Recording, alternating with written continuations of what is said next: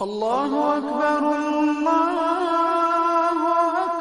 Akbar. Educational system of Islam and how we prepare our people in the future for the type of jobs we can get into. Being in school myself, I wonder what kind of things should I be doing or can I do to benefit the nation. I understand we need knowledge to live for ourselves, live with our enemies and our friends. But beyond that, to make the nation grow, what types of subjects, what types of areas of development would you suggest that we get into? Thank you. The Honorable Elijah Muhammad says this, brother and brothers and sisters. If you notice, the enemy always wants to put our people into liberal arts courses. So many of us are sociology majors, psychology majors, music majors, song and dance majors, and we're into college in this program or that program, which is really to give you a status symbol in a Bachelor of Science degree, which will not equip nor qualify you to do anything constructive for the advancement of yourself nor your people. So many of our people in college on these programs in black studies are studying that which actually cannot give us too much benefit. The Honorable Elijah Muhammad admonishes us and warns us. Spend your time studying those courses which lead to nation building. We need good teachers, because teachers must be number one.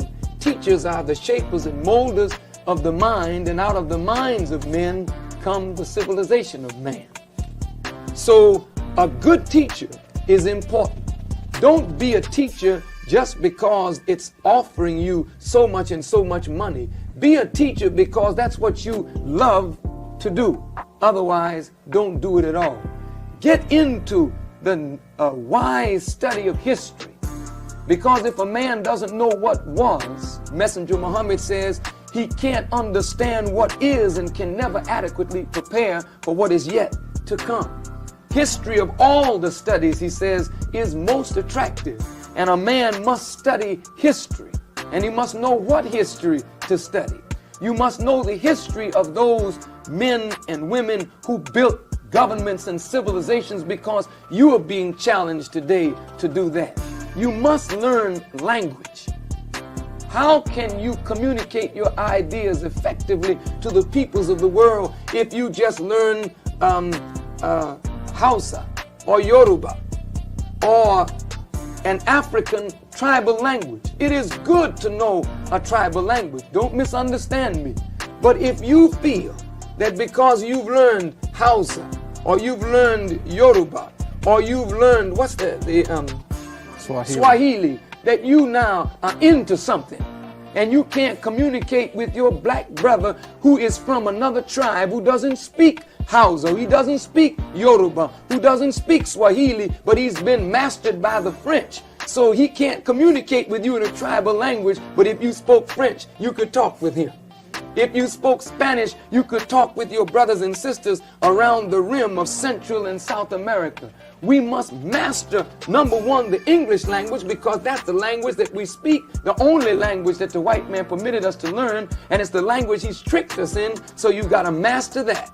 Master Spanish so you can talk to your brothers in Central and South America. Master French so you can talk to your African brother, and then get into the African languages, get into the Far Eastern languages, because if you're going to be a nation, you're going to have to be an ambassador, and an ambassador must speak the language of the people to whom he is sent to communicate his own ideas and government policy. Now that's on one level.